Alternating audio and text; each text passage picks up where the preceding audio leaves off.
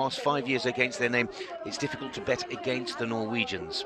Now, it's a very special weekend here in Val Gardena. They are celebrating their 50th year of World Cup competition here in the Italian Dolomites. There will be all kinds of celebrations and parties, all kinds of stars from yesteryear making their way. We're told Clamour's in town. Uli Spiess, the guy who renamed the camel bumps, to name but a few.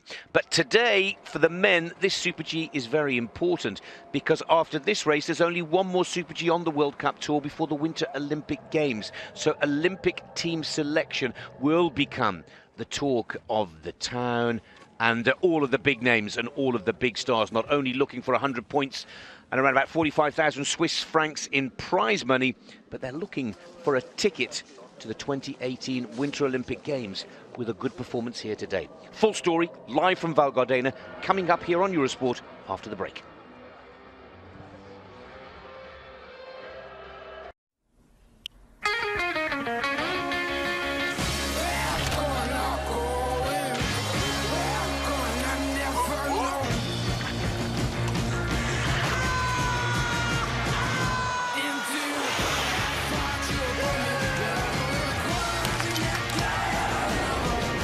Closer to your heroes, closer to the games.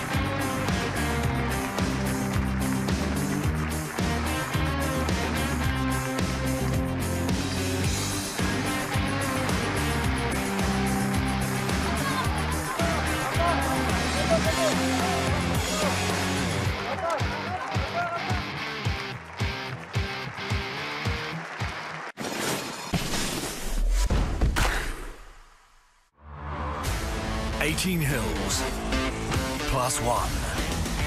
Closer to your heroes, closer to the games. The next hill, Engelberg. Live tomorrow on Eurosport 1 in the Ski Jumping World Cup. You're at the Eurosport ski team live in Val Gardena. Supergiant slalom. That's a one-run competition that combines the tech turns of giant slalom with the high speeds of downhill. And joining myself, Nick Fellows, in the commentary box is the former British #1, Finlay Mickle. Finlay, you've raced here yourself many, many times before. Whilst we were just on that commercial break, we were chatting about the difference between racing in Beaver Creek, Colorado, last Super G on the tour, to what we're going to experience today. Tell us more. Yeah, the Sasslong Peach is much flatter to start with. Beaver Creek is incredibly steep, so it takes a different skill set. The Sasslong has the Mauer steep out onto a kilometre flat, so you really have to take that momentum across those flats and then Chaslat, this area of terrain. It's like skiing through a mogul field at 60 miles an hour. You get the legs pumping through there, and then you go back to cam skiing, so it's almost a more downhiller set Super G in that you have to use gliding and aerodynamic skills. Now, the Alps and the Dolomites have been enjoying some brilliant and much welcomed early season snow. I don't think we've seen as much snow in Val Gardena for this race in many, many a year, but that also has an effect on the racetrack. The coaches, the opinion leaders out there are calling this a soft snow race. Again, stark contrast to those last speed races of Beaver Creek, Colorado, when it was all man-made snow. Yeah, when we have fresh snow on the track, it's really key to stay in the line. So that often helps the runners between 5 to 10, but the early runners don't have the line to follow. When a ski goes over the snow surface, it makes it faster for the next person down. Well, it's a big race for so many of the skiers out there. It's the last speed weekend before the Christmas break. In between Christmas and New Year, we come back with a downhill race in Bormio and first super combined of the men's World Cup Tour. But Finlay, this round 3 of 6 takes us to the halfway point of the Super G season. Already the coaches out there down in the finish area have no choice but to talk about Olympic selection. Good weekend here, you're heading to the Winter Games in February. A bad weekend here and your name can so quickly be forgotten. Yeah, the pressure is always on the World Cup racers. There is no rest for them, and they know how to deal with that, the pressure for today. And they'll be really focusing on their performance. Really, after the performance, once you're in the finish, you can think about those qualification issues. When you're at the top of the race, A to B, from when that wand opens to when you close the beam at the finish, that's the real priority. Now, we have to talk about Team Norway. I know we seem to be going on and on and on about it, but that record of winning the Super G here for the past 5 years really is exceptional, quite extraordinary. Yeah, it's just look at those Norwegian flags going down there with Kilde Jansrud and Svindal. They really have the feel for the snow. They're able to let the speed accelerate and they have momentum on their side. Now, of course, the last man to win here in Super G who was not Norwegian was Beat Feuz. And we know Beat Feuz has had a crackerjack start to the tour, but that was back in 2011. And one of the stats that I like the most about Team Norway is that Svindal did the double here, Finlay, in 2015. It is feasible to win today and tomorrow and start to really march forward with a back pocket full of points and cash. Yeah, it really is out there for the Norwegians today. They really are on great form, as we can see Kjetil at the top of the standings. Yeah, Kjetil Jansrud leads after 2 rounds of the Men's Super G Tour. We started off in Lake Louise, Canada, then Beaver Creek a couple of weeks ago, a Super G here today, and then the next Super G, the last one before the Winter Olympic Games, will be in Kitzbühel in mid-January.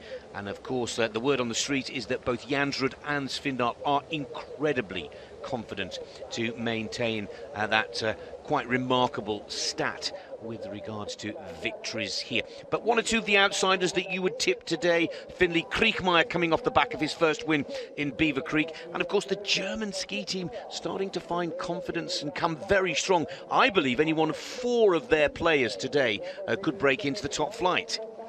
Yeah, the Germans have really had a good summer training in South America, and they've come into this season very prepared. We're used to seeing the Germans being very strong in the technical team, and now the men on the downhill side. The women have always been really strong in the downhill side, but now the men are coming to the fore for their team. Well, these overall World Cup standings still very, very much early days. This is the 9th stop of 38 races on the men's World Cup Tour, so we won't go into too much detail.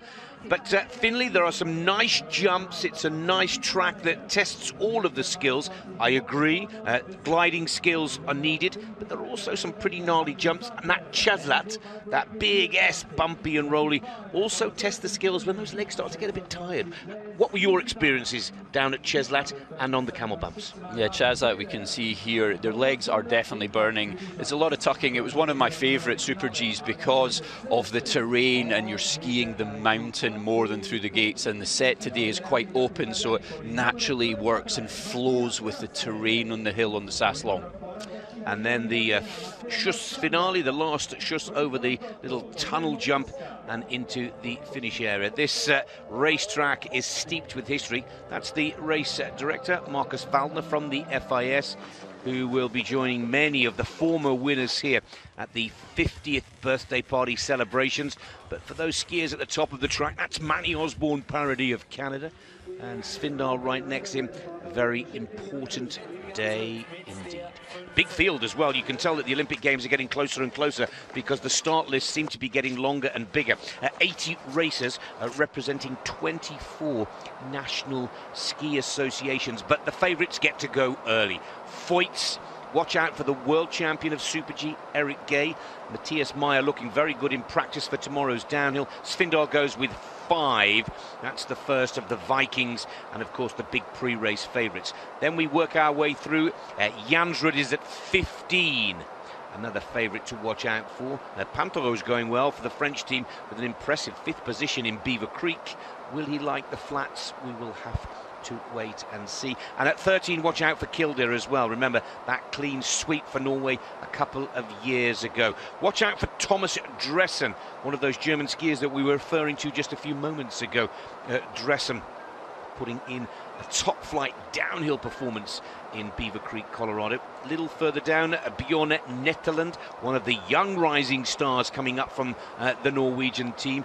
Gino Caviezel, along with his older brother Mauro Caviezel, hoping to put Switzerland on to the podium here. We'll have to watch the weather. There may be a few snow flurries and a few issues with the fog and the mist, but the good news is for the big downhill, the 50th anniversary downhill here tomorrow, the weather forecasters are promising us blue skies, cold overnight, which will mean a very fast and exciting racetrack.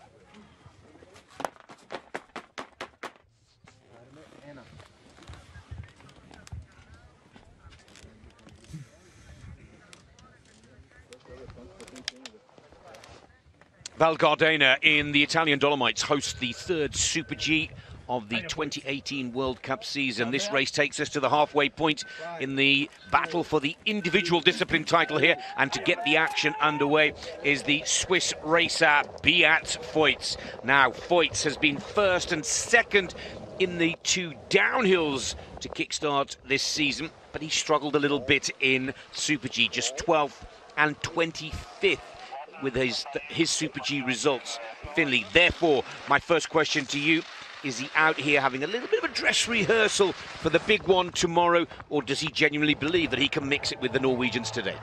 Yeah, I think getting the feeling for the snow is going to be key for both of these days. Because it's been softer, we don't often train in Super G and downhill in the softer snow conditions, but Beat Voits has always got an amazing feel, a soft touch to the snow.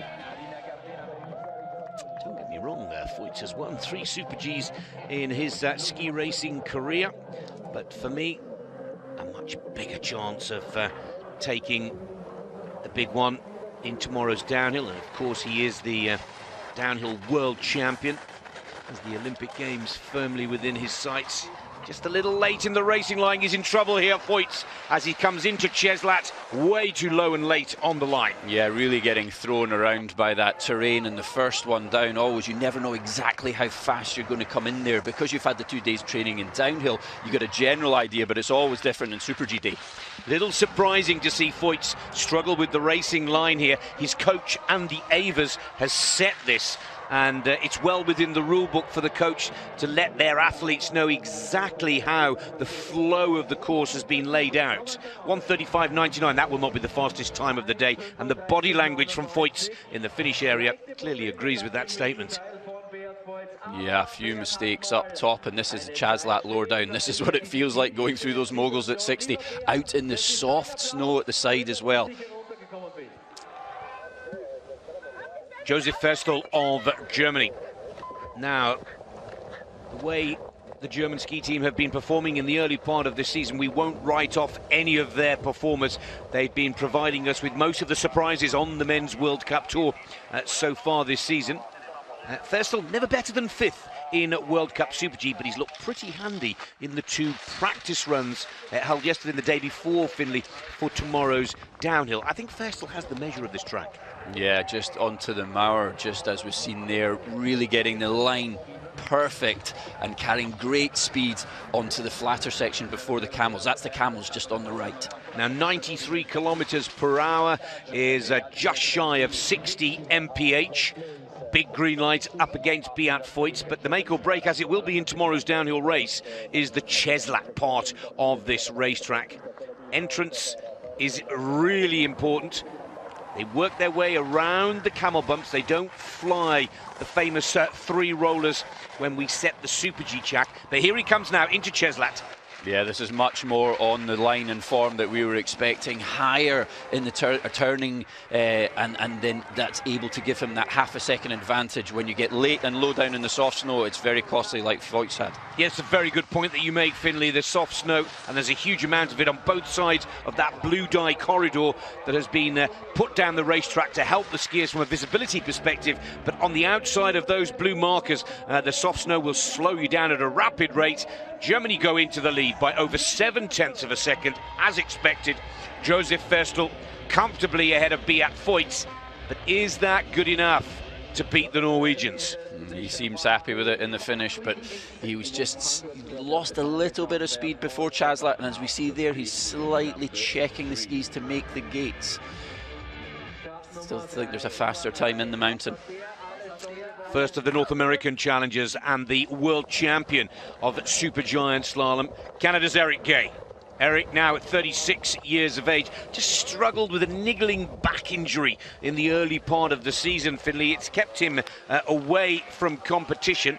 Let's hope that now he's back in Europe, and a couple of weeks of rest have got Eric Gay, because there's no question, if Eric brings his A game to a World Cup race, he's always a skier to watch, always a racer with the potential for a win. Yeah, Eric really has a skill set of natural talent, and if you take a textbook of ski racing, Eric's it. But today, even from the early section, Eric wasn't as low in his tuck. He normally disappears into his bullet, so definitely the back looking to hinder him in that low tuck position. He's just a split second off the racing line as well. Just a little low and late, putting way too much arc on the ski at the end of the turn, when hopefully he'd be just letting it off and allowing momentum to pull himself down the mountain. But there is no question, Eric, who's looked good in the 2 practice runs for tomorrow's downhill, will try and learn from this Super G. Not even the great Eric Gay will be able to make up 0.8 coming out of Cheslat. Yeah, I think the word you bring there, Nick, momentum. This mountain here really is about momentum. You can't make mistakes on the flats. You have to take the best speed out off the steep and work with the terrain all the way down.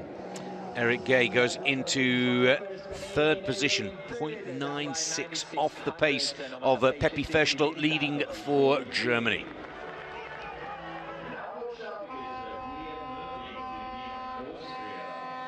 Here's Eric in super slow-mo.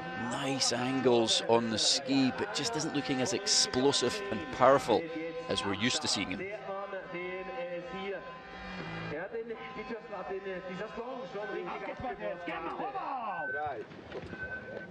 Watch this gentleman very carefully indeed. Carrying bib number 4 for Team Austria, it's Matthias Meyer, the Olympic downhill champion.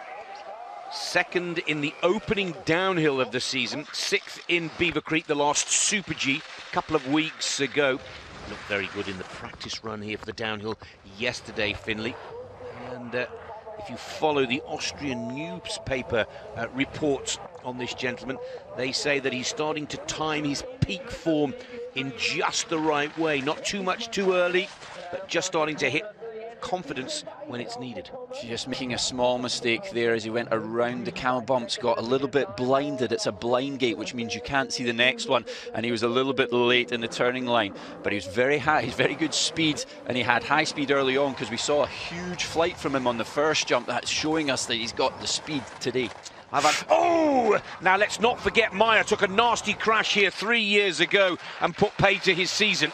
And maybe there's just a few little nightmares still left at the back of his hard drive, and they all came flashing across his eyes there, because Meyer picked up an horrific back injury here in the downhill in Val Gardena 2 seasons ago, 2016 tour. But here he comes again. He's a fighter, he's a battler. I've had a big punt on this guy for the downhill tomorrow at 9-1. Not in today's Super G. And Meyer, 1/10 of a second. Finley, another example. The smallest of errors on the Saslong race piste here in Val Gardena are paid for dearly. Yeah, absolutely, and especially from Chaslat to the finish, where it doesn't really have that much steep left in the mountain. Here comes Svindal. A record-breaking 4 victories in Supergiant Slalom here. Believe it or not, this is where he made his World Cup debut, back in 2002. This is where it all started for the big man. And who would have known back then that this would have been a mountain that he and his Norwegian teammates would have conquered so many times. But Svindal has won 5 World Cup races in Val Gardena, 4 of them in Super G, including the double in 2015. Yes, Svindal just putting so much power down out the gate, pushing 2-3 times more than anyone else, getting the steeps perfectly on the Mauer. And so, for such a big guy, he really can disappear in his tuck. 1/100th of a second off the pace of the leading German, Pepi Vestel. 1:35.28 is the total time target. Svindal, remember, on the comeback from injury. When we started the tour in Lake Louise, he'd been away for 343 days. But you wouldn't think he'd missed the last 2 seasons, because this is classic, textbook Svindal. The light goes green, the Norwegian, 0.12 of a second, the right side of the clock. We can really see Axel using his arms to try and absorb as much as possible with the terrain, but a small mistake there, a bit of rotation, twisting the skis sideways.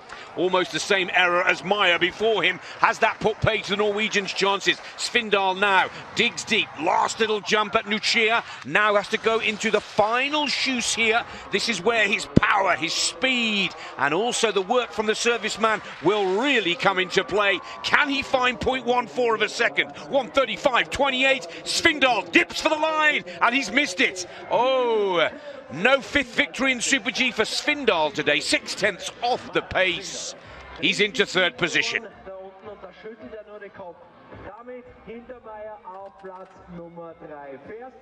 This is just coming into the Chaslat just before he made this small exit mistake with the skis. This is it.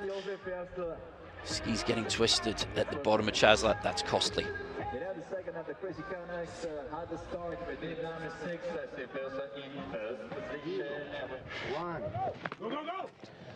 Manny Osborne Paradis, second of the Canadian racers, is out on course.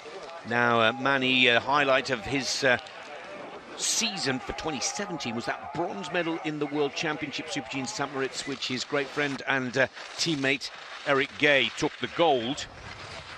He's yet to find top gear on the tour this season, Manny Osborne Paradis, Finley, but of course he's podiumed here before in his career, and he's got the gliding skills that this racetrack requires.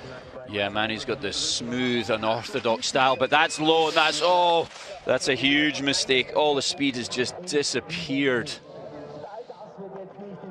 Manny won here back in 2010, 7 years ago. And it doesn't look like that today's Super G will bring a repeat of that performance. You cannot afford to make an error as big as that, scrubbing off all of the speed. Good recoveries, no question of a doubt, particularly at around about 60 miles per hour, 100 kilometers per hour, but he's called it a day. Doesn't want to risk any more in Cheslat. And if today's Super G was a dress rehearsal for tomorrow's downhill, then sadly for Osborne Paradis, it's back to the drawing board. Yeah, he just made a real line error on that blind turn as it goes around the camel bumps. You can't see the next gate, and this is where he came out, Chaslat, but his day was already done. He already knew that he'd lost so much time. He almost, when you're going so slow across the flats from the speed you're used to, you know your day's done. Max Franz, the winner of the downhill here last year in Val Gardena. Weather's just starting to turn against the later start numbers. You can see the light snow flurries now falling at the top of the track. It's a little misty. Visibility is definitely deteriorating here. It will take something special now. But Max Franz, full of confidence, an emphatic winner of the downhill here. First win of his career at this time last year. Now, his teammate Meyer in second position, already seen on the team radio to give France a little bit of information. Add to the equation, he was runner-up in the opening Super G of the season in Lake Louise, and we could see a shake-up in the top positions. Yeah, it's a real balance in this course to be so explosive out the gate and then to get into your tuck and just try to calm back down again. You need to feel, listen to the skis to find that gliding, and Max Franz is definitely listening to his skis with the green light. It's all coming together for this 28-year-old Austrian PB in that opening Super G of the season. He's fourth in the Tour standings. A big result here today could take him into the top three for the individual discipline title for 2018. But the line goes from green to red. Work to do. He needs a very clean entry and exit of Cheslat. A really quick turn to his right ski there, which allowed him a different line over the moguls. He's ahead of the line now, but now getting a little bit thrown around. Oh, it's close. 0.05 of a second for the Austrian to find up against Pepi Förstel of Germany, who sets the target time at 1 minute 35.28 seconds. He saved a little in reserve here. A very low, good aerodynamic position. The Austrian holding his form nicely towards the end of the challenge. Max Franz has the finish line within his sights. Austria take the lead. Oh, 200ths off the pace. Less than 1/10 of a second separates the top three positions. Max Franz into runner-up position. But Pepi Förstel for Germany just holds on to top spot. Yeah, Max took a little bit of a different line through Chaslat than we've seen. He was earlier turning and he sort of saved himself a bit of time, but this is where he made a mistake on the exit of Chaslat. He was lower in the turning line there. That would have cost him those tiny amount of 200s that he was looking for. Well, the Germans still have some talented skiers to go here in Val Gardena, and here's one of them, Andreas Sander. 2 top 10 results in the speed races in Beaver Creek, Colorado 2 weeks ago. 7th in the downhill, 9th in the Super G. And Sander, like so many of the German racers, coached by Matthias Berthold, has come to this Olympic season brimming with confidence. No shortage again here today. Just 0.06 of a second off the pace. Right now, Sander is skiing in third position. He's really getting quickly back into his tuck today in the Super G, getting the chest down, out of the wind. Aerodynamics is so key to be on the top spot on the podium in the Saslong. 0.23. So as the racetrack weaves its way around the famous camel bumps of the downhill track, which we will see in full flight tomorrow, now we pick up the German through Cheslat. That terrain, just as they move on to the left foot, turning to the right, exit Chaslat's catching a few of the racers out. It doesn't have as much blue dye down there, and it's just throwing them slightly. Yeah, they're definitely having the worst of the weather right now at this point in the competition. It can change so quickly here, but here comes Sander. Now, can he find just under 0.3 of a second and steal the lead from his teammates? Off the pace, but another brilliant performance from the German team into fourth position for Andy Sander, and if he holds on to that, that will be a PB, personal best performance in this discipline for the German racer. The winner of the last Super G on the Men's World Cup Tour, Kriechmeier for Austria. Kriechmeier just behind Kjetil Jansrud in the standings. That snow fall is starting to just thicken and get a little heavier on the top part of the track, and Finley, what that means is that fresh snow falling on the race line slows the skiers down. Yeah, when you're standing in the start gate and you see the snow coming in, it's never your friend. You want it to be clear and consistent, but we're out in the mountains, it's an outdoor sport, and when it's time to go, you've got to take what you've got in front of you. 4 speed races for this young man so far this season. He's been in the top 10 in all of them and winning that Super G in Beaver Creek. Still only 26 years of age. And his new coach, Sepp Brunner, formerly with the Swiss team, really has worked wonders. They've clicked together. They've become great buddies. He's working harder than ever before, Kriechmeier, and he's reaping the rewards. Green light at the first intermediate split time, but only just. Yeah, Kriechmeier skiing with a different style today than we saw in Beaver Creek. He's much more smooth and progressive because that's what the mountain is saying that he needs to do. He's really getting the right blend of it today. That's a great point that you make, Finley, and for me, that shows that he's got a large or a wide skill repertoire. That tells us that he can ski all the tracks and all the snow conditions, and that puts him firmly in contention for the Tour title of this season. Kriechmeier skiing with a much more mature head on his young shoulders than we've seen in previous seasons, and it could be the reward here for Vincent. He's holding a good low tuck line once again. He's ahead of the turn. He's nice and high and early in the racing line, and Kriechmeier, has he got this? Kriechmeier misses it by 0.3 of a second. 4th position, misses the lead by 7.42 meters. First of the Italians, Christoph Innerhofer. Last time on the podium in this discipline was in Kitzbühel last season. But Innerhofer, well, I think more than anything, has the miles under the skis. If you go back far enough, you can find some very solid form. World Championship gold medalist in Garmisch back in 2011. He's also got a World Cup victory against his name. 4th position from a start number of 27 in the downhill in Beaver Creek, Colorado. But for me, Finley, this is his 230th World Cup start. That's got to put you in a good position.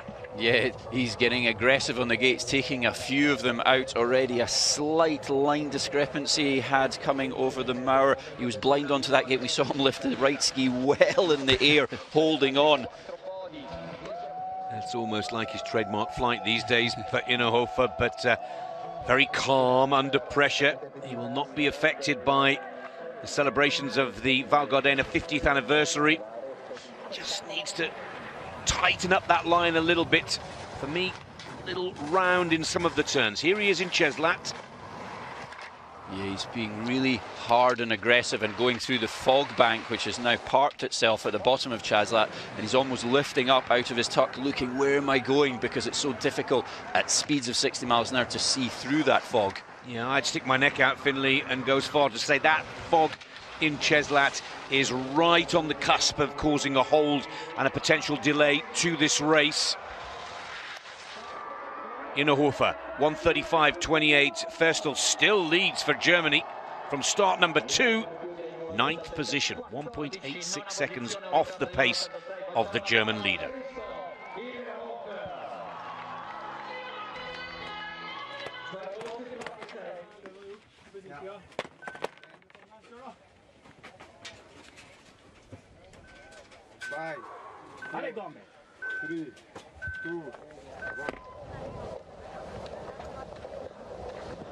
Now here's the big man from the Italian team, Dominic Paris.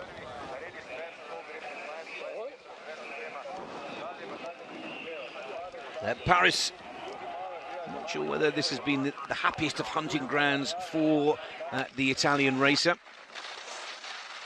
He's worked hard, Finley, on finding that soft touch that you were telling us about before. No question, if it's steep and icy and you need the muscle and power, this is your man. But he knows you need all of the skills to win on all the different tracks of the World Cup Tour. Yeah, Dominic Paris, a real courageous athlete, willing to take risks where sometimes others aren't, but it's not a track here in the Saslong that you need to take a huge amount of risk. You're not dealing with a huge amount of fear factor as the downhillers come down. It's the blend of the aerodynamics, the smooth movement. We saw him stamping his feet together in the start gate. We see the skis bouncing around all over the place. I agree with you, Nick, on the weather. This is getting close to the FIS limit, which is you have to be, as an athlete, able to see 3 gates in front of you, and we're right on the bubble of that now.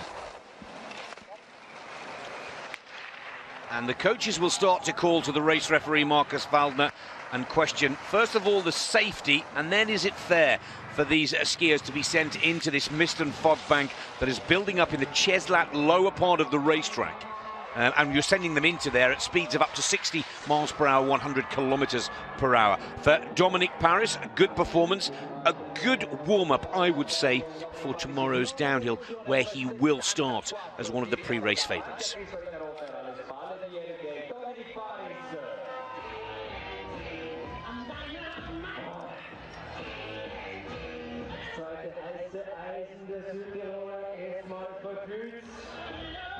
That's a top on the Mauer jump. Dominic getting a little bit on the heels, and this is just through past the camel jumps, a little bit late in the line. But the Italians have had the toughest of the weather on their home mountain. They've had the most of the fog to deal with. Well, as predicted, live here from Val Gardena, the race has been put on hold. Finley, we get it on the little computer screen in our commentary box here. That is Ferstel waiting patiently. It would be a disaster for Pepe, as he's known, Joseph, his name, for have this race cancelled due to the mist and fog.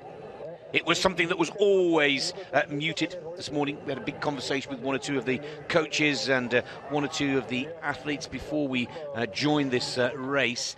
But safety is key. Now, Adrien Théot is the next racer that's going to have to wait in the gate.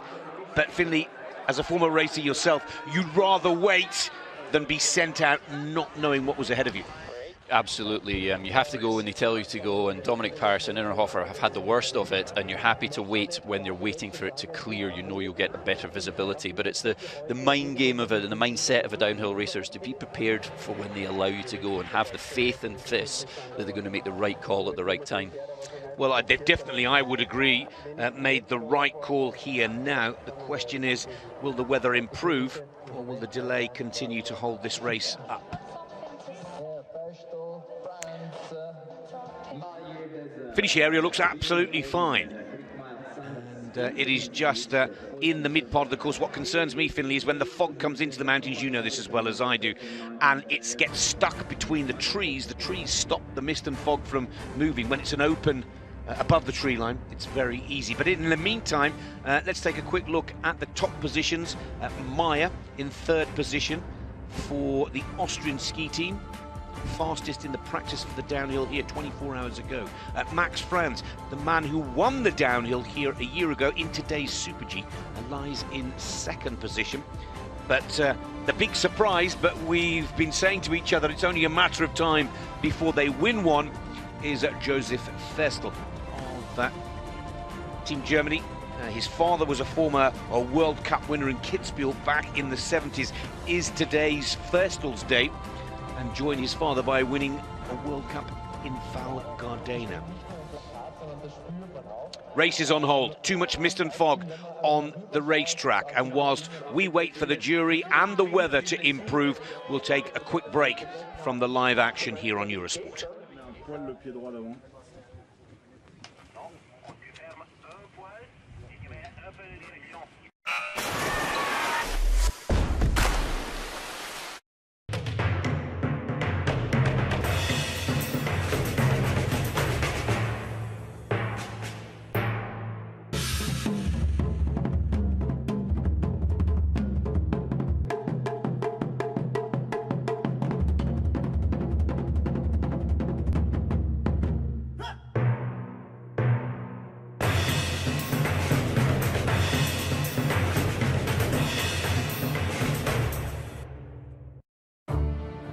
Bora, the revolution continues. Extracting vapors without a cooker hood. Effective and silent. I love this cooking revolution. That's Bora.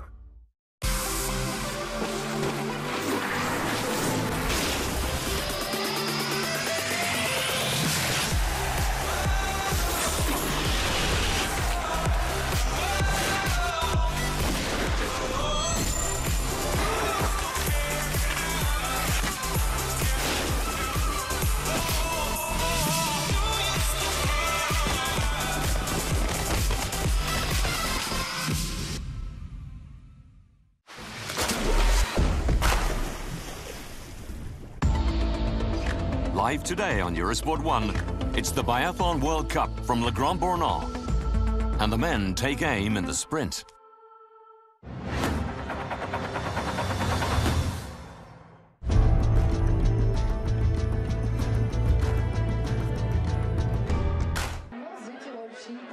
Welcome back to Val Gardena in the Italian Dolomites. No change in the situation here. Marcus Waldner, race referee, has this competition on hold due to a bank of fog that seems to have parked itself on the lower part of the racetrack in the Ceslat section of the course. That's Peter Phil, 2 times World Cup downhill champion. Here's a better picture of that mist and fog. Finley, we've been recording speeds of 100 kilometers per hour through the gun. That's 60 mph. With mist and fog out there like that, this is the right decision. He is making the right moves in having this race on hold, or do you think we'll get it going sooner rather than later? It's absolutely the right decision. The safety of the athletes is key to this, and we've had this in the training runs in the last couple of days as well. The fog's come in, and it's in the last few days disappeared after 5-10 minutes as it blew through, but the trees do hold it up, and the trees are around Chaslat where the fog has currently parked itself. Well, the Christmas celebrations and the 50th anniversary celebrations are well underway here in Val Gardena. 50 years of World Cup competition will be celebrated here this evening and tomorrow with the men's downhill race. And then the tradition here and the Italian Tour, as it's known on the World Cup circuit, is we head off to Alta Badia for a classic giant slalom on Sunday and a parallel giant slalom on Monday night. And then next Friday we wrap up the Italian Tour with a slalom being the last competition before the Christmas break. Is Kilde of Norway on the podium here back in 2015. That memorable clean sweep for the Norwegian team, and is a force to be reckoned with, as is Kjetil Jansrud. Of course, Jansrud, the winner of this race last year, and he's won it twice before. The weather at the moment is unsafe for ski racing. The mist and fog doesn't seem to be moving. As Finley has already pointed out, these weather conditions have played havoc with the practice sessions leading up to tomorrow's downhill race, so nothing new. But when it's game day, Finley, it really is a test of the athlete's calm and composure. It's easy to get distracted when these kind of stop-start conditions come to a winter sports competition. So many times before, when we've seen this on the World Cup circuit, it's those old experienced racers that normally come to the fore when the going gets a little tough, as it is now. Yeah, absolutely, and it's Adrian Theo who's in the gate being held, and he's in the toughest position right now, because he's going to have, is it going to go in a minute? Is it going to go in 2 minutes? Is it going to go in 3 minutes? And he has to mentally be in that zone where he can dial in with a 30-second call, and that's really difficult. And if you stay in that zone too long, it's mentally draining. It takes the energy out of you, so you have to sort of balance in between being relaxed and just waiting for them to tell you it's good to go, keeping the body warm, physically active, and then when you get the 30-second call, you need to be jump in the skis and let's get ready to go. That's very true. French coaches there on the right of the screen, little wave. Pantero is here racing, and Marcel Hirscher is not. Let's talk a little bit about the overall World Cup title, Finley. Pantero's clearly here to try and get some points in the hunt for that one accolade that's evaded the great French skier. These are the current leader pictures. We haven't started the race. This is a look back at the best of the action. Pantero needs points. And when he sees a skier like Thurstel on screen now at the top of the table, he must feel quite confident about it. Yeah, Pantero had a really good race in Beaver Creek, and he really surprised us with his speed. He spends time mainly on the GS skis, but that skill set transfers across into the Super G skis. But this is a more downhiller type piste with more tucking and more terrain. You really have to work the terrain well here in the Saslong. So he'll hopefully have been testing and training that type of skiing throughout the summer months as well. Well, of course, the German racer who we've just been watching in slow motion leading. Germany hasn't won here in Val Gardena for 13 years. Max Raufer won a downhill here back in 2004, and it was another 12 years before that. So I think it's fair to say this is not a traditional happy hunting ground for Team Germany, but the German squad, men and women, have come to this Olympic season just throwing in results in just about every race of the season. The saddest story being the loss of Felix Neureuter, but I can't remember such a strong German team. It's very impressive what the Germans are doing now. And back when I was racing the day of Max Raufer's win in 2004, high winds, and I was just wishing I had his number of 13 on that day. But the team is much more depth and much more skill set within the German team, and they're really developing all aspects of their team throughout. Slalom, giant slalom, Super G and downhill, they're all doing fantastically well this season. That's Travis Ganong of the United States of America. Ganong's got some good form here as well. Again, I think Travis will be looking for success in tomorrow's downhill. This mist and fog not looking good, is it? It's thickening. If more than anything else, it seems to be deteriorating rather than just blowing its way through. That's what we were talking about. Once it gets stuck between the trees, it's very difficult for it to go. Still a lot of big racers to go. And of course, the rule book says, Finley, that we have to get past bib number 30 for the race to stand, and we're a long way off that. Adrien Théo, of course, is racer number 12.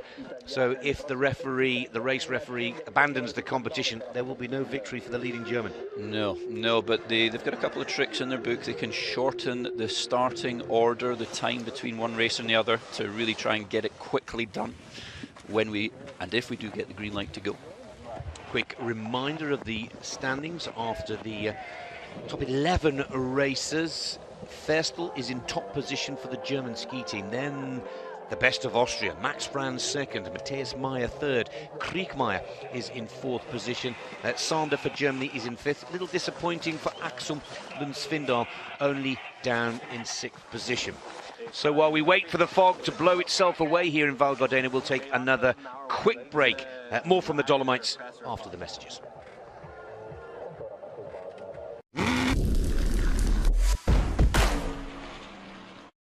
Hey, I'm Peter Sagan, and that's a revolution.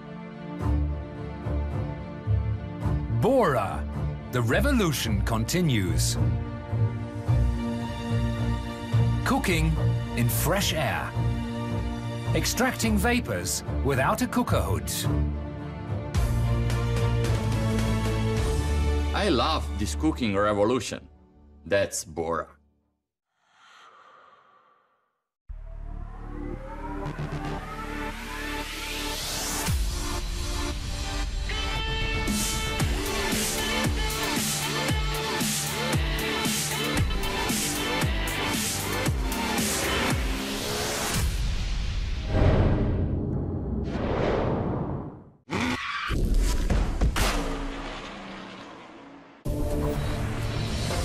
The Alpine Skiing World Cup, Sunday live on Eurosport 1 with the giant slalom from Alta Badia.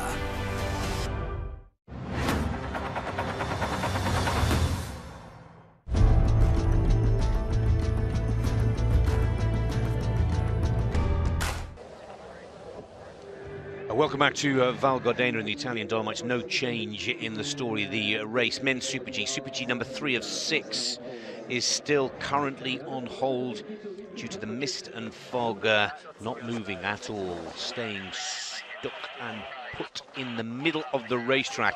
It is perceived to be dangerous. The visibility is not good enough in the Cheslat section of the racecourse here. Nick Fellows and former British number 1 Finley Mickle in the commentary box. Still anybody's race for their taking, but now the pressure's on Marcus Valner, that you can see on screen there, our race referee, to make a decision. Finley, we'll take a look at the top 3 ranked racers at the moment. Still a lot of talented racers up there. This probably will not be the final result, but as we look at the top 3 in reverse order, pressure's on race referee now to come up with a decision whether to go, wait, or cancel this competition. Yeah, you don't want to be in Marcus's shoes today, because it's a hard one to make, but the athletes have to come priority, and if it's not safe enough to go, then he needs to stick with that, no matter the pressures. But the guys at the bottom, the guys sitting on the top of the podium, would be begging for it to go, because they know they're sitting in a good position right now. And these are the podium place racers in slow motion. Matthias Meyer, the Olympic downhill champion, lies in 3rd position. Winner here last year of the downhill, Max Franz, in runner-up spot. The big surprise so far here in Val Gardena. Never better than 5th in World Cup Super G until today's race. Joseph, or Pepe Ferstel, as he's known on the World Cup Tour, is at the top of the leaderboard and sets the mark at 1 minute 35.28 seconds. But there's still some big names to make their challenge, including the Olympic Super G champion Kjetil Jansrud, who has bib number 15. Hannes Reichelt, star of the Austrian team. There is Jansrud right on cue. Reichelt is also ready to rumble with bib number 17. And then a little further down the standings, we're waiting with anticipation to see Thomas Dressen, another one of the rising stars from the German team. Serstedt, 29, another improving Norwegian racer. And there is Matthias Berthold, the German coach that we've been given a lot of praise and credit to. It's not just Berthold that's brought back the German form and the team, but he does have a reputation for being a little bit different to the other coaches, a real hard man on the mountain, and it's paying dividends with the German squad. Yeah, they really are improving, and we were fortunate enough in the British team back in the day when Alan Baxter was racing to have Matthias as a coach, and we had him for 2 years, and he really was very focused on very specific things in bringing you forward. And what I liked about him was it was personal. It wasn't just the big picture and you've got to ski like this. It was, this I think works for you specifically, and his advice to the other athletes would be very specific to them as well. So Matthias Berthold himself, I remember racing against him in the 80s. That doesn't say much of my age, does it really? But he was very individual when he was a ski racer, and he's carried that thread through to his coaching work and life. And right now he's the man to watch, because the German ski team seem to give us surprise after surprise at most of the races. Gentleman there, smiling with the red glasses on, is Marcus Wallner. At the end of the day, the decision comes down to Marcus as the race referee, whether we restart this competition or it becomes one of the many cancellations. We're not too disappointed with some of the cancellations that have been happening, because it's primarily due to fantastic early season snowfall across the Dolomites and the Alps. Good news is, clipping up of the ski boots and a little note from my computer, I think we're good to restart this competition.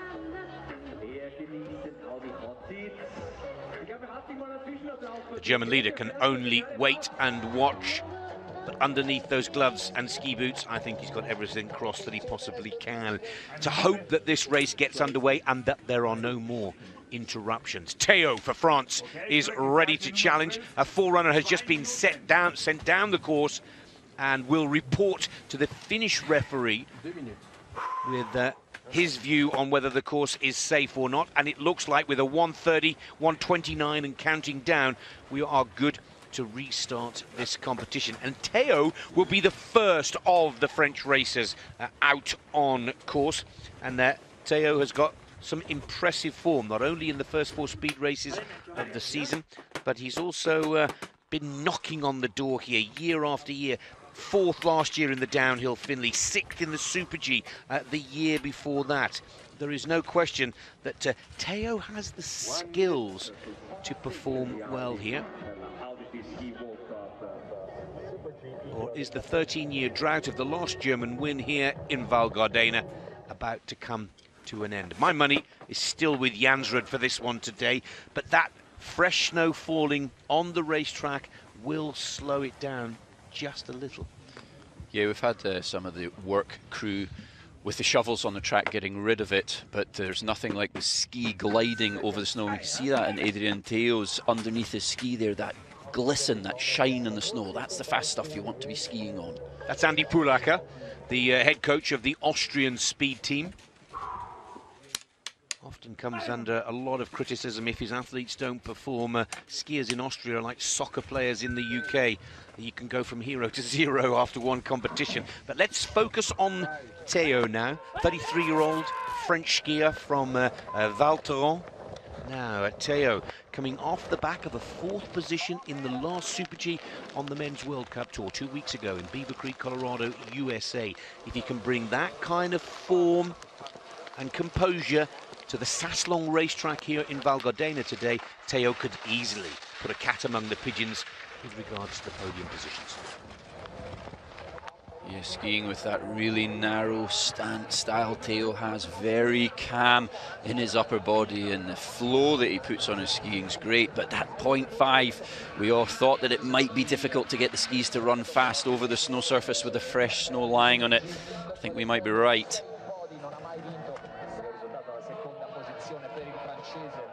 Showing no signs of nerves, drawing on his experience. He'll hit the 250 World Cup start marker this season. 0.42 takes away an eighth. Here he comes into Czeslatt. Right on the limit of line there, sneaking through that blue panel, smashing out the way with the strength of his upper body. Oh, he's chipping away at the time. Look how he's getting quicker and quicker. He's clearly not being helped by the delay before this run and the fresh snow on the track. But Teo stays calm, looking very relaxed and fluid with his style and technique. Can the Frenchman find 0.2 of a second and steal the lead away from Joseph Ferstel of Germany? Tight on that closing line. Teo tucks across it, just misses out. 1:35.67. Sixth position. One has to feel a little for Teo there. Yeah, he skied it technically very well, and it was the 0.5 of a second in the first split. Just getting out the start gate on that new softer snow was a difficulty, but the skills he showed at the bottom were great. Now, because of the deteriorating weather conditions, we're going to send the skiers out of the starting gate a little quicker than we would have normally. Kilde is out on course. No question of a doubt, this lad has the skills and the backup of the mighty Norwegian ski team. 4th and 8th, his result in the 2 opening Super Gs of the 2018 World Cup Tour. But he's been on the podium in this discipline here before, back in 2015, and very aggressive, very courageous on the top turns, and the reward is the green light. Yeah, Kilde had a really high and early line onto the Marne steep, and he carried the speed very well, but he had a slight drift of the ski by the camel jumps. Has that cost him into the next split time across the flats? It does, Finley, called perfectly, 0.29, but you can make up 0.3 in Czeslatt. Entry line is really important to get the speed coming out of this rolling, flowing S-turn that really pummels the legs just as they're about to burn, and Kilde on the tails of the skis, almost down and out, but risking everything to try and put Norway into the podium positions. So aggressive through Czeslatt. He was kind of late in his line, but he was smashing the gates, just squeaking through each of the turns. Using every inch of his power, and he's known as one of the fittest and strongest on the Men's World Cup Tour. He's coming tight to the line. Again, he risks on the tail of the skis. Kilde, oh, so close. 0.22 of a second off the pace into 4th position. Well, an exciting performance from the Norwegian. Right on the edge of his game. The exit Czeslatt, that's risky, going so back seat, so strong in the core to hold it all together.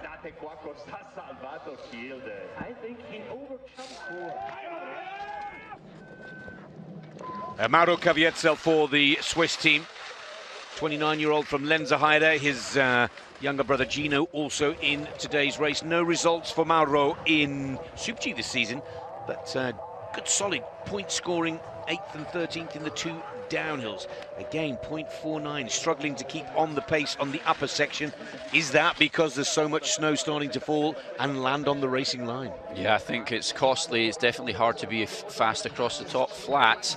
But Kilde managed to do it somehow. He found some speed at the top. Mauro seems to be a little bit hard on the edges, really pushing hard like a GS-style ski, whereas you have to be much softer and smoother with your movements on the Saslong. Czeslatt now for Kaviezel.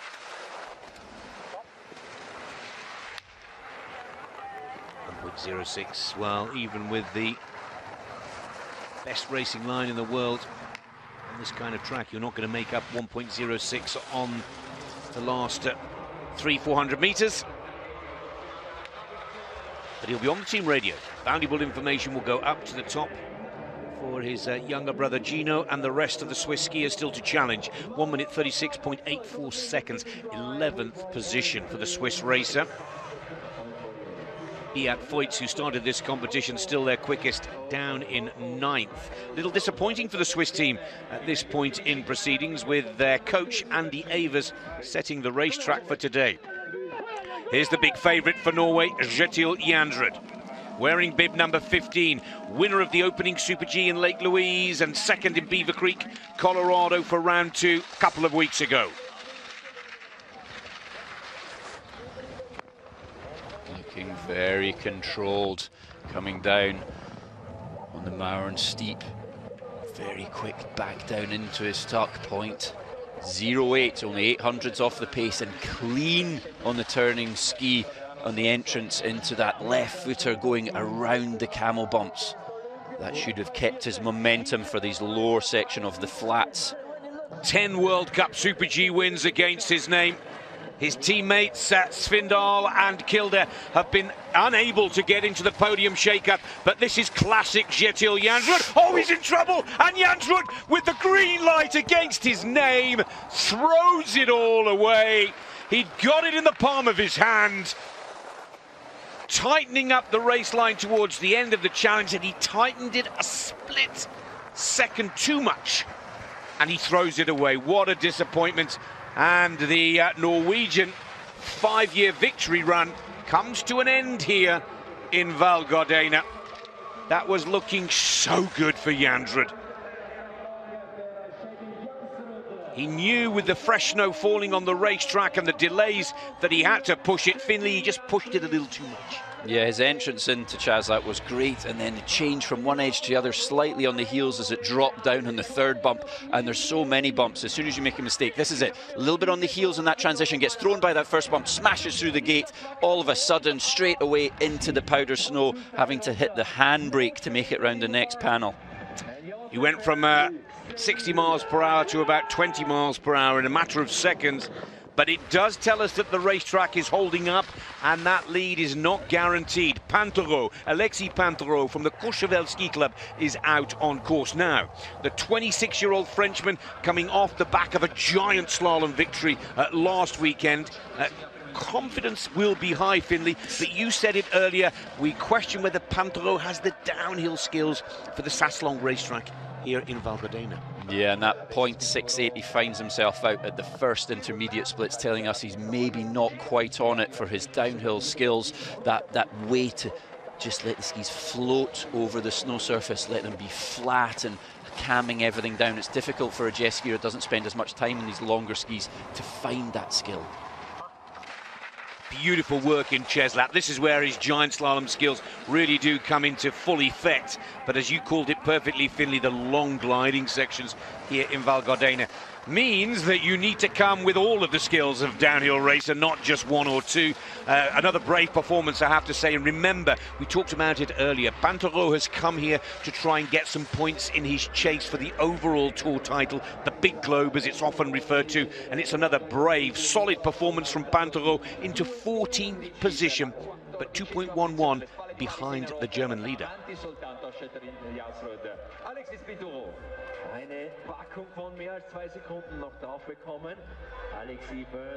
That's a good recovery just before the flats around the side of the camel bumps. Really on the heels of the skis, as we can see the tips flying up. That's sometimes telling us the athlete's a little bit behind the skis. Hannes Reichelt is already out on course. We're sending the skiers down the mountain as quickly as we possibly can as the weather continues to deteriorate. But Reichelt, who's placed third in the first 2 Super Gs of the Men's World Cup Tour and has been on the podium here before, should be watched carefully. Another skier, Finley, struggling on that top flat section, 0.84. Even the former world champion and World Cup winner Reichelt will struggle to make up that deficit.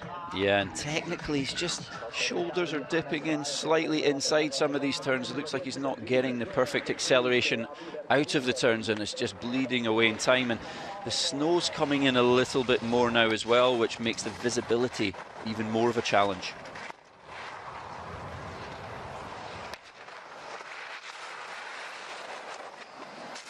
Just a little uneasy, isn't he, Reichelt, with the visibility there? Just a little more cautious and a little more tentative. And of course, Hannes would have heard that Janrud had made the mistakes in Chaslat. Snowstorm gathers even more momentum. Flakes getting bigger, wetter and heavier. But for Ferstel, it's all playing to his advantage, because all he wants to see is this race get to bib number 30, and his victory is there. As for Hannes Reichelt, 11th position for the Austrian veteran.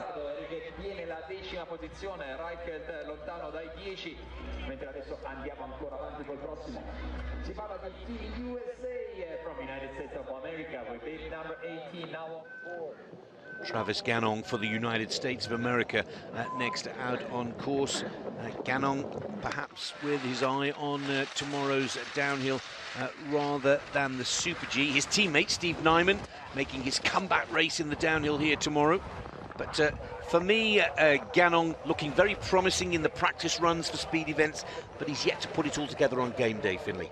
Yeah, he seems to be, you know, he skis so relaxed and fluid, and yet on game day it's almost like he's trying too hard. He's pushing too much into the ski. We can see if you look closely at his outside ski, it's kind of bobbling around. He's putting too much energy into it, and it's fighting around for where it's going to go through the clean carve. You need to be a bit more relaxed than that on race day to get the perfect blend of power and feel for the Saslong. The atmosphere in the American camp is really rock solid right now. Many people think due to the return of Jono McBride, an American ski racing coach from Aspen, Colorado, perhaps most known for training Bodie Miller and Darren Ralphs, and the gentleman sitting next to me in the commentary box. But McBride has brought back an air of positivity, but it's yet to come through in the races, Finley. Yeah, he's a great coach. He really does believe about bringing the best out of you on race day, and he's working hard with the guys, and it's a work in progress right now to bring those results to the fore for the Americans. Ganong goes into 12th position, 1.43 seconds off the pace of the German leader. Ganong's time 1 minute 36.71 seconds. Good to see plenty of American support in the crowd, but it is Germany that still surprisingly hold on to top position. Peter Phil for Italy out on course. There you see it. His first World Cup Super G win came in 2017. But Peter, perhaps best known as the 2 times World Cup downhill champion for the past couple of seasons. That Super G victory, if you're wondering, came in Kvitfjell in Norway earlier this year, back in March of this year. But again, Finley, with Peter, another skier with a lot of experience, a lot of miles under those skis. 332 World Cup starts is the number for Peter today. That is quite remarkable. Yeah, Peter and I used to race against one another in World Cup, and I have a few more years on him in age, but he's definitely got the full experience, and that experience is really showing because he's able to go through what is now a harder visible snow storm coming through, and he still knows where those bumps are. He's working so well through Chaslat. A little bit on the heels at the end, though. Yeah, just getting thrown and bounced, pushed a little late in the line. But what I like about Peter Phil is he very rarely presses the panic button. Has this amazing ability. Let's not forget he's skiing at 100 kilometers per hour right now. Just to let things float by, let the turn run out and hold his line. And this could be good from Peter Phil, a skier with the capability of finding half a second on the closing turns here on the Saslong racetrack. This could be the best of the Italians. Peter Phil holds his form. 8th position, 1:35.80. Not a bad performance at all, and that could set him up quite nicely for tomorrow's downhill here in Val Gardena, which of course we'll bring you live here on Eurosport.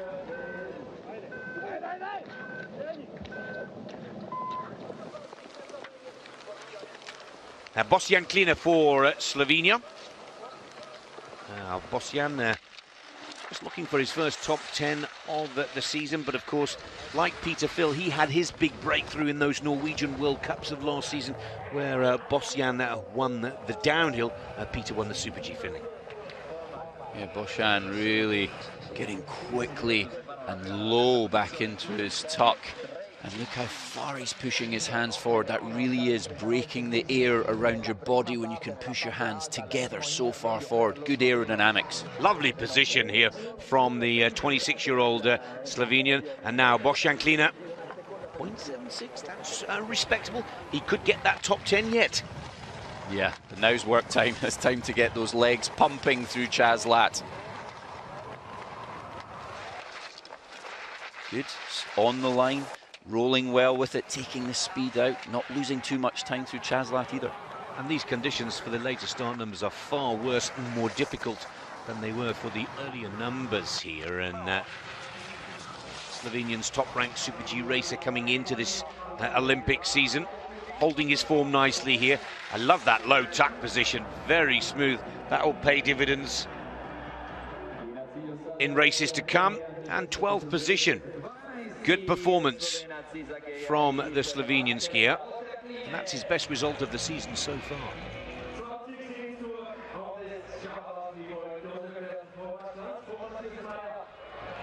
This is just the exit of Chaslat, really working to get into that tuck quickly again, isn't he? Tommy Biesmeyer for the United States of America. Now 28 years of age, Biesmeyer Finley, and it's time for Tommy to start making his breakthrough. Very promising junior, a real personality of the American World Cup squad. But he's been knocking on the door for the past 3 seasons. Couple of top 10 results. 8th is his PB in Super G. I would love to see this lad grab a podium at some point in this season. Yeah, it's looking good today. He's looking very relaxed and everything's flowing well. The arms are showing some wild stuff going on, but don't let that confuse you. The knees, the legs, the power of the body is all doing the right things lower down. He does look very loose and fluid, doesn't he? And that's helping him just carry that speed from the top part of the challenge. 7/10 off the pace, just has him inside the top 10, but these are the toughest and roughest turns still to be taken in through Cheslat. Yeah, good moves, really holding a lot of snow contact. The skis want to be on the snow surface, but it's going through a mogul field at 60. It's very difficult to keep those skis on that snow surface. Well, for Biesmeyer, who's yet to break into the top 20 on the Super G Tour, could be right on track here. 1:35.28 will not be bettered, but another best result of the season so far for the American skier, Biesmeyer. 1:36.74 finishing time.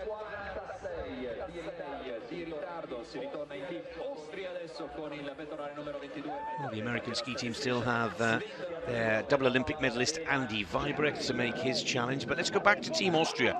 Wearing bib 22 is Romed Baumann. Another very experienced racer. There were rumours that Baumann was going to hang up the boots at the end of last season, changed his mind, which is good news. Yeah, I think he'd have really had an eye on the Olympics. It's very unusual that we see athletes give up the year before such a major event. You know, it's so tough through the summer months to really put the hours in the gym and put all that work in, but one more season is often a temptation.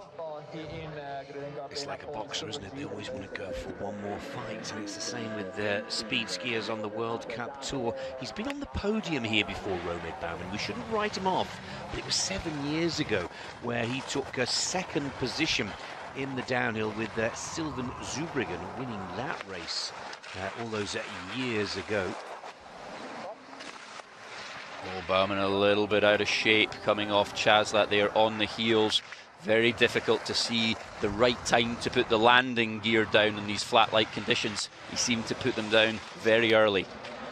Well, the German story is starting to look better and better, isn't it? We're getting closer to having sent 30 skiers down the racetrack, which means the competition could well still stand here today. Stefan Kepler came 2nd here in 2010, but we still have Josef Ferstel, also of Team Germany, at the top of the table. And Finley, there is no question that Ferstel with bib number 2 has had the best of the weather, the best of the racetrack conditions.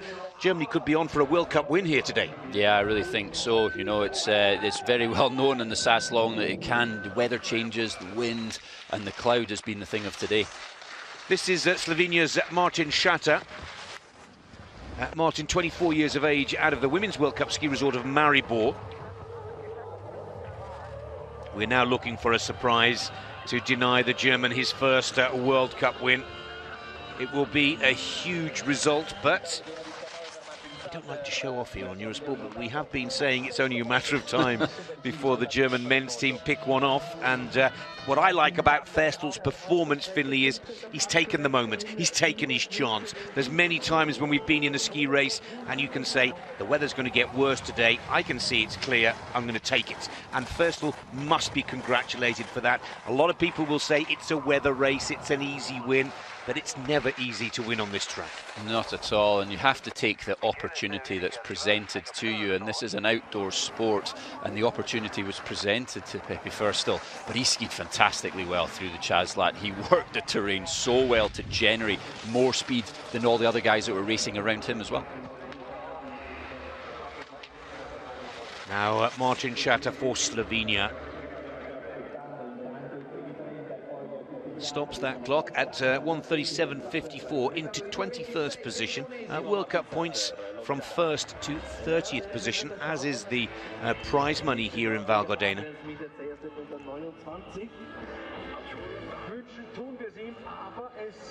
Just look at the amount of physical action the body goes through those Chaslat bumps. Now we watch the next 2 or 3 skiers very carefully. They have the form and the potential to shake up the podium positions, even though the visibility and fog is starting to make life very difficult indeed. This is Andy Vibrecht, who we were referring to earlier, a double Olympic medalist. It was bronze in the Super G in Vancouver in 2010, silver in the Super G in Sochi 2014. Of course, Finley, he's hoping to go to Pyeongchang, take the gold, and then he's got the set on the wall back at home. That would be a great thing for Vibrecht, the warhorse. But today, he's getting a little bit thrown out of line. We've seen him go through some softer snow getting picked up from the ski, and higher up on the Marne, he's got his foot almost above his head with the release for one of the turns. He's going to have to keep his feet beneath his body through the Chaslat rolls. This storm is starting to gather pace here. It's looking a little ugly down there, and the wind is also starting to add to the difficulty.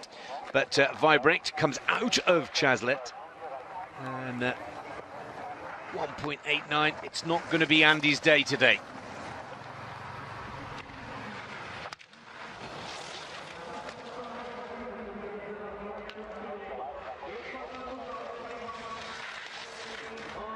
Would dearly love to get rid of that reputation of being a racer for the big occasion. But today, 21st position, and that's exactly the position where Vibrecht finished in the last 2 Super Gs on the men's tour in Beaver Creek and Lake Louise, Alberta, Canada.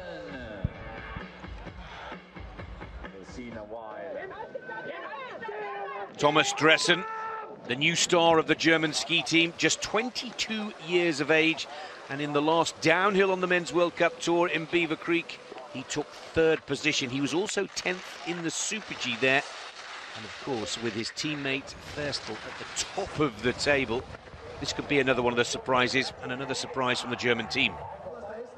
Yeah, Dressen just skiing through the fog, and it's kind of coming down on the top of the course. We hope that stays away. We don't want to get that any thicker, otherwise we'll be starting to talk about another interruption potentially. Now this is the key split for Dressen. Has he carried the speed off the flat and steep?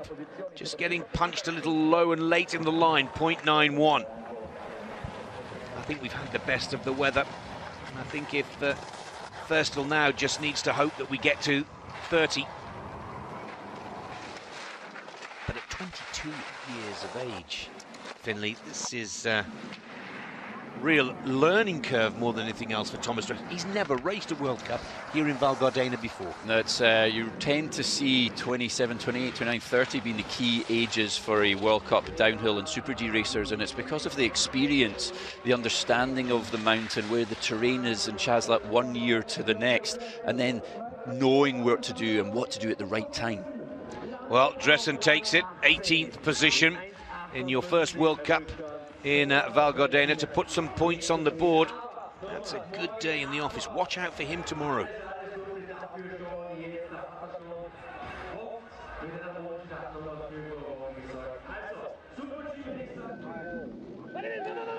Blaise Giesendonner for the French team, but Giesendonner actually has a Scottish mother, Finley. Sarah Blackshaw, who used to race for the Scottish Ski Club and the British Ski Team back in the day. I won't say how far ago. Giesendonner, again, a skier that's shown some real signs of class and quality over the skis. And like many of the young rising stars, now coming back to the World Cup Tour for his 4th, maybe 5th season, starting to get the hang of the racetracks now on tour as well. Yeah, he really has a strong technical side to his skiing, but one of the smaller athletes for downhill, and you tend to see some of the bigger boys getting that momentum working for them here on the Saslong. And of course, Gardena opting to race for the French team. He resides in Les Houches, just down the valley from Chamonix in France, and 1.50 off the pace. If you're just joining us live here on Eurosport, and the weather conditions were completely different about an hour ago, where the early start numbers have had the best of the racetrack. And if you look at the top 3 podium place skiers, Ferstel leads for Germany, bib 2, Max Franz for Austria, bib 7, and Matthias Meyer for Austria as well, bib 4. Early start numbers have had the best of the conditions. 20th position for Gardena of France.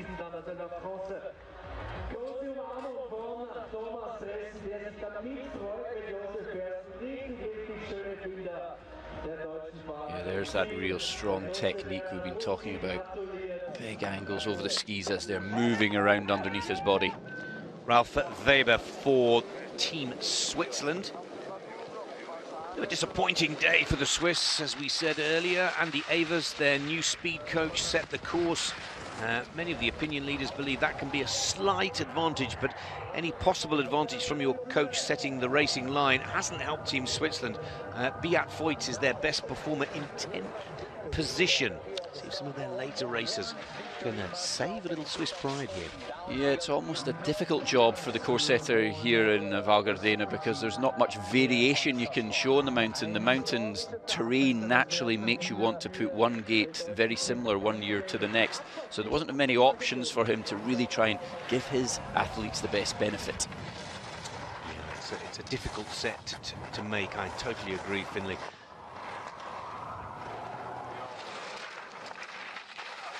Weber's doing a good job here.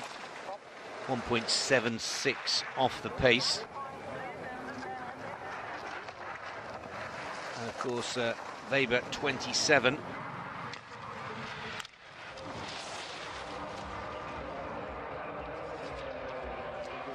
that we're getting closer and closer to that cut-off mark where the race will be official.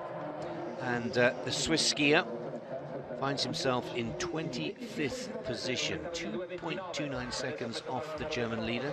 Still waiting patiently in the hot seat in the finish area. Still hoping to bring Germany their first victory here in Val Gardena for 13 years. Max Raufer winning the downhill here back in 2004. Thomas Tummler is out on course. Once again, Finlay, like earlier this morning, I think that fog and mist is right on the borderline right now. And I get the feeling that Marcus Wallner, race director, just wants to get us past the 30 mark and then start looking at another possible delay. Tummler's right on the mark here, 3/10 off the pace, has the Swiss racer comfortably in the top 10 at this point in the challenge.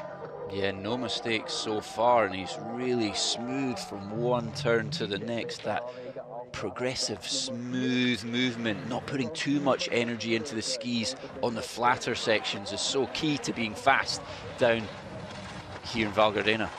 Well, if Tummler can hold... oh no, he's in trouble now in Cheslat. And he's down, he's out. Good recoveries, but scrubs off all of the speed, having to round off the end of the turn. And from 0.42 to 1.67 off the pace. That's how tricky and difficult Cheslat is. And that's a clear indication, Finlay, how little room there is for error in that part of the track. Yeah, there's just no mistake for error. And as soon as you get one of the turns wrong, you're in the wrong body posture for the next bump, and it just gets worse and worse and worse. It's an ugly knock-on effect. Such a classic race hill here in Val Gardena. And 2.6 seconds off the pace. Tummler down to 26th position.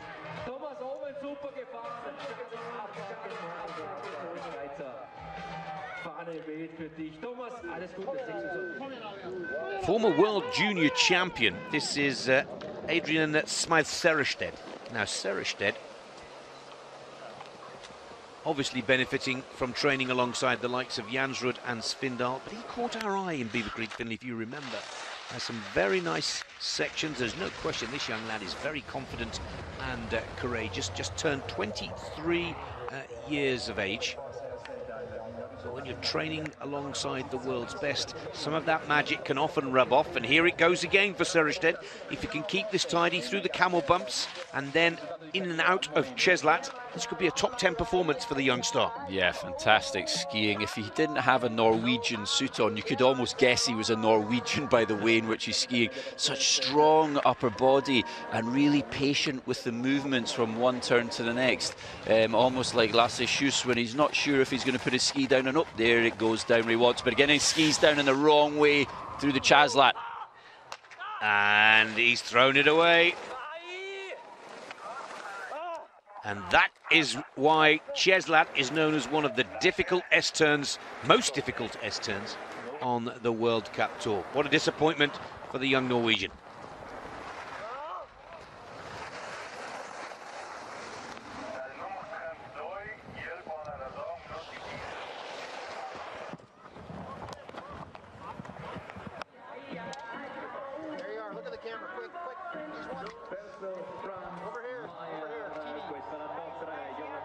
Well, it's looking good. One more race to go. It's Dustin Cook of Canada, bib number 30. And the German has got it.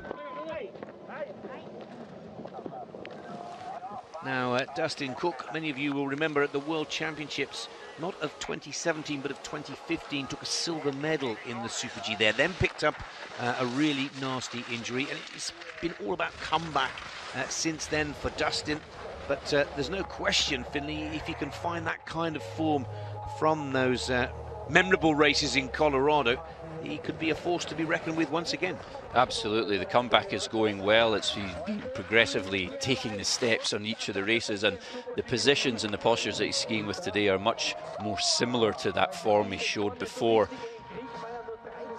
Second split time target. First one's impressive, 0.45. Needs to keep it under a second. 0.88 is respectable for Dustin Cook.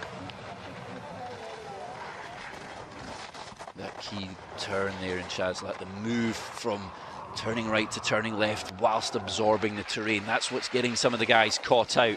It's very hard to do all those three things at once.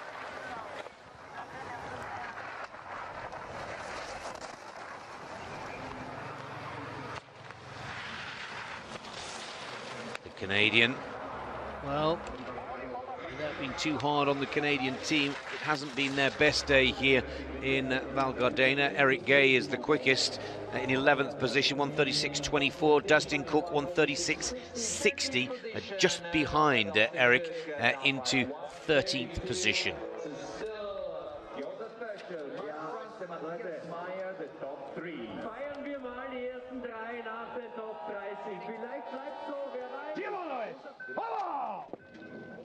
Well, we've got past the third of the competitors in the field. We've got past bib number 30, and Ferstel knows that his first World Cup victory is looking good and certainly will not be taken away from a weather perspective. And now we see if there are any other athletes that can cause an upset here. And Finley, from my perspective and my viewpoint here in the commentary box, looking at our monitors, that snowstorm is getting a little bit of wind behind it now. It's coming across the skiers rather than just falling straight down. And it would be a huge surprise if Ferstel lost this race now.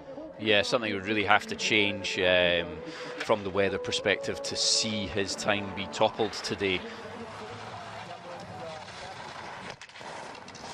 This is Christian Valde out on course, just 26 years of age. For many of these young racers who've come up from the Europa Cup Tour, it's the B circuit, or the NORAM Tour, the North American B Tour as well. Learning these racetracks is a part of the game. But for Valde, Austrian team have had a good day with 3 of their athletes in the top 5.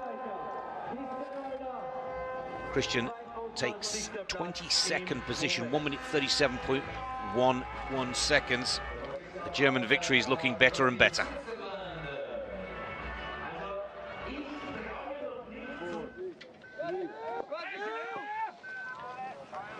Groeden for the Swiss team is out on course. The Europa Cup champion from last season. That B-Tour that we were referring to. I like the way this lad skis. Improving with just about every competition that he enters on the World Cup Tour, which is what we focus on here on Eurosport. 25th and then 17th in the Super G in Beaver Creek. Yeah, just picking up on your point, Nick, about learning the tracks and the younger races of the Europa Cup Tour and the NORAM Tour. Sometimes on that first season or the second season in World Cup, with the hour and a half you have for inspection, it feels like you're kind of running out of gigabyte. There's so much information to take on board, and that's part and parcel of learning how to become a downhill racer, Super G racer, the ability to use that hour and a half you have for inspection to take in all of the information that you can use on the way down, and then experience year after year really blends into the perfect knowledge that allows the best guys to go for the top spots. It's a very good point that you make, Finley, and when we're out on course with the athletes in the inspection before the race, you look at the athletes, the greats like Svindal and Jansrud, and it's almost as if they're on autopilot, and that must be because they've skied the track and inspected the track so many more times than the young rising stars. And they have the experience, they know what it's going to feel like as well. I think that's a key one. Runa for the Swiss team into 24th position. Mattia Casse for the Italian team is out on course. Mattia coming back from injury. Now Casse, PB of 4th position in World Cup competition. That was in Beaver Creek, Colorado, a couple of seasons ago.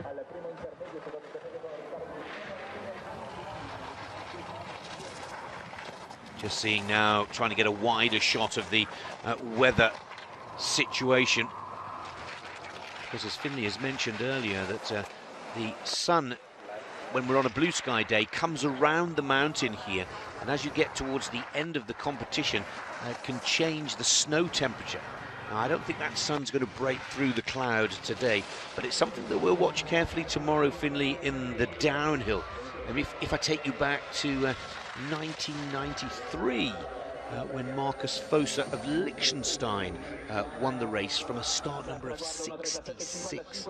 That's something that so rarely happens in World Cup competition, and some say will only ever happen at a race like this, where the sun changes the characteristic of the track. Yeah, the huge rock of the Sella Ronda, and with it being always at this time of the year, the sun so low in the sky, it really moves its way around as we take the hour to 2 hours to race a downhill or a Super G race, and it changes the conditions, and the light's in a different place on the track for the later runners and the earlier runners, and sometimes that wind turns in from a headwind into a tailwind as well.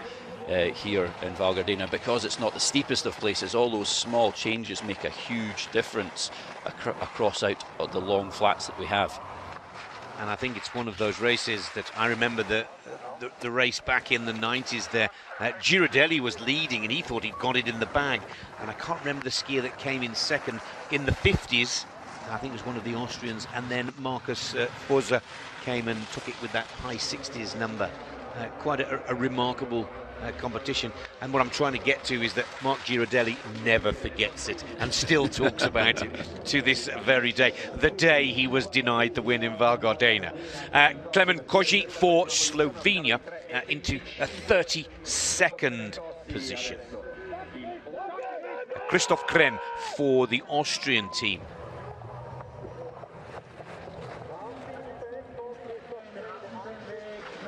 Now Christoph Kren, yet another example of the strength in depth of the Austrian ski team. So many skiers hunting for a race spot on the World Cup Tour.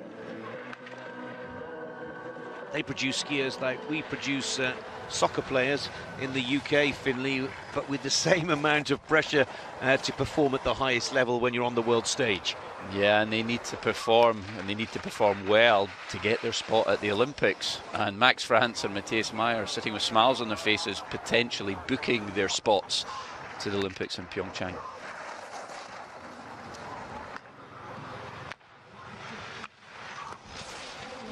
it's a real tough fit to get all, from that skill set of Austrians to squeeze them all to a four-man team.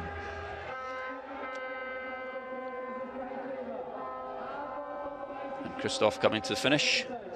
31st, just outside the points, 2.83 off the pace.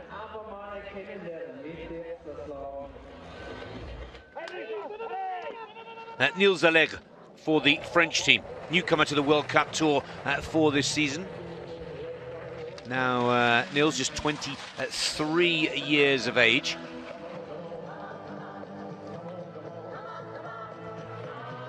He's out of the Chevalier ski club. Perhaps their most famous member being Luc Alphand, of course. And Luc's son, Niels Alphand, is also on the start list here. He is the current world junior champion. Well, Sir Chevalier downhill has some similar characteristics of here on the Saslong and Val Gardena. It has the terrain and one steep section where you have to take the speeds off. So, you can use that experience of skiing in the home mountain and bring it to this experience of skiing Val Gardena Super G today.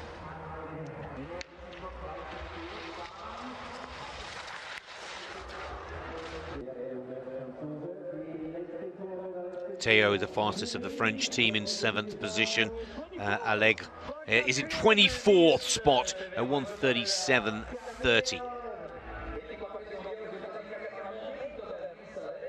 Good recoveries from the young French racer. Nicolas Koech for Team Austria. Again, so many talented young skiers. And they have to take their opportunity. With having such a strong Austrian team, when they get given the opportunity to race World Cup, they really need to grab at it and stand out from the rest. That's what Max Franz and Kriechmeier have done this season. Two Austrian winners on the World Cup Tour, taken the opportunity, made it count. And of course, a win on the World Cup puts you into the Austrian Olympic squad. So it takes a little bit of the pressure off their athletes as well. And for these lower ranked racers that come a little further down the starting list, for them, it's all about trying to get a good result, lower your world ranking. And 0.95 off the pace, 11th position, that is a very good day in the office. You'll be happy with that, yeah. There's the smile, he's just seen the clock. Bjorn Netteland for Team Norway. Fastest of the Norwegians, Kilde in 4th position. Svindal down in 9th position. One of the big stories across the newspapers after today is that Jansrud had this one in the bag, only to get caught out in Cheslat. But again, Netteland, tidy skier, a bit of work to do, not finding the speed that he would like on the flat section. 1.43 off the pace at the second split time interval. Yeah, a little bit on the heels through Cheslat. We can see the tips moving around, and that's the experience. You really need to get those feet underneath you so you're able to pump the legs through the tough terrain that continually changes all the way through that section.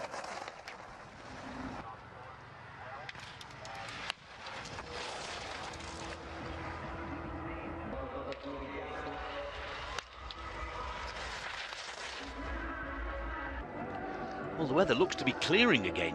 This could be a very interesting later part of this competition. Certainly visibility a little better. The snowstorm seems to have stopped.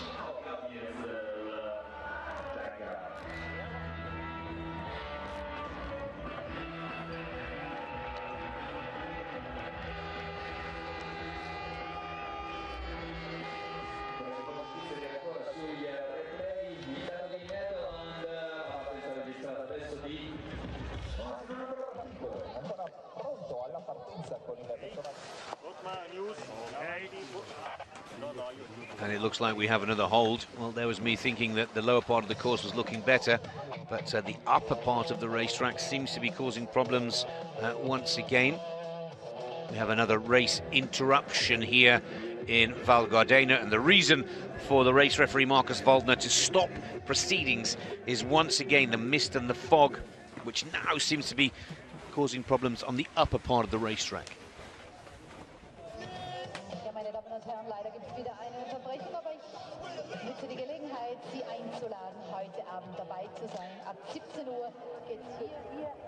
We're going to take a break from the action here in Val Gardena, hopefully with a little more news on this second race interruption here today.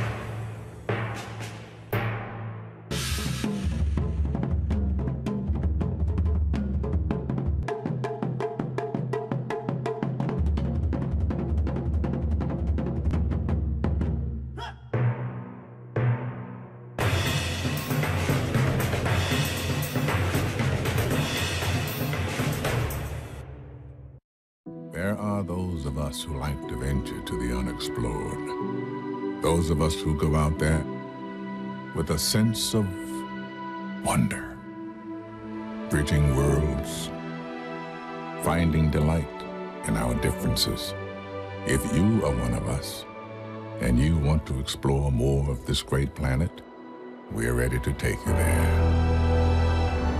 Widen your world. Turkish Airlines. Ras Sadr is in South Sinai on the Red Sea. I would describe Ras Sadr as beautiful, calm.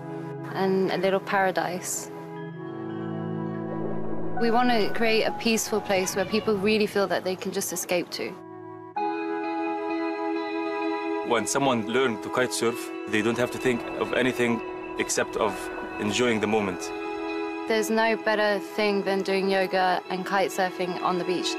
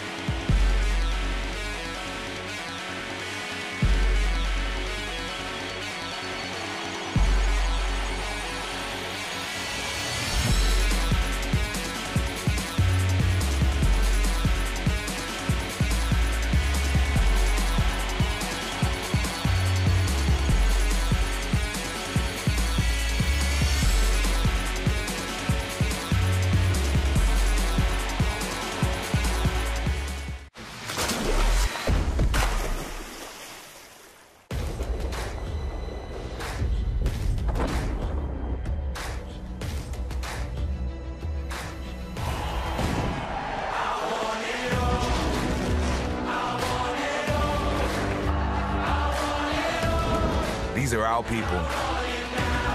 These are our games. Every second of the Olympic Winter Games on Eurosport. Pyeongchang 2018. Make it